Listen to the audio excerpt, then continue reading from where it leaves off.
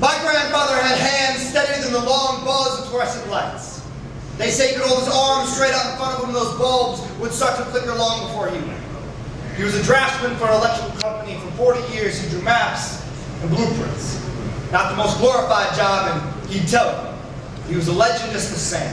They say his knuckles were so steady they built from lightning rods and right angles. He was the only man on this side of the Mississippi and the other one. Like a draw a perfectly straight line with each hand and his eyes closed. I remember the day though his hands began shaking. It was the same day he began to lose his memory. I watched him struggle to fill out his crossword puzzles, his pen, a jackhammer that couldn't be shut off. I remember the way he strained.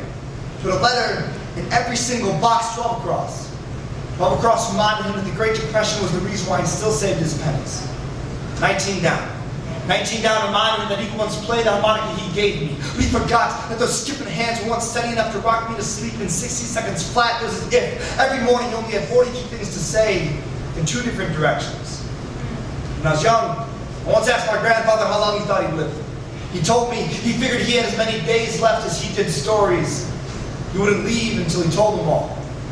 And I began to watch them disappear one by one. He held that pencil so hard until his knuckles turned white. I don't know if the Parkinson's was shaking the color from his skin, or if he just wasn't ready to let go. The living room was littered with completed books, his memoirs broken up into words, one hint at a time. He spent every moment watching his fingers whirl like staring into a fan trying to separate the blades. Some days he'd tell me he loved me, others he just asked for my name, all the while jackhammering 22 across, 15 down, 22 across, 15 down.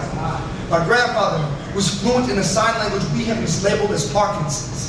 It is the disease of a man who's seen so much beauty he has lost the words to say it. My grandfather's stories were lost, but only in the sense his old age misplaced them. I found them, bottom up in his hands, rattling like scrap metal in the mouth of a steam engine, sputtering, scratching like a 19th century grandmother that forgot how to sing, but his fingers still held everything. They started shaking the same day he stopped remembering, and in the blur left in their wake, I saw everything he forgot. I saw the day he walked my mother down the aisle. I saw the first time he held me.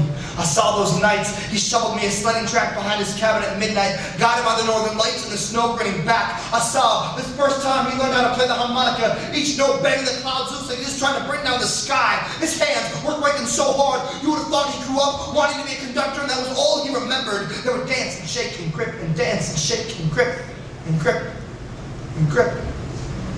So he was finally still, and his hands closed. He lay silent, wishing he could have remembered his stories, not knowing. I learned them all, watching his hands, like clouds, shake themselves dry.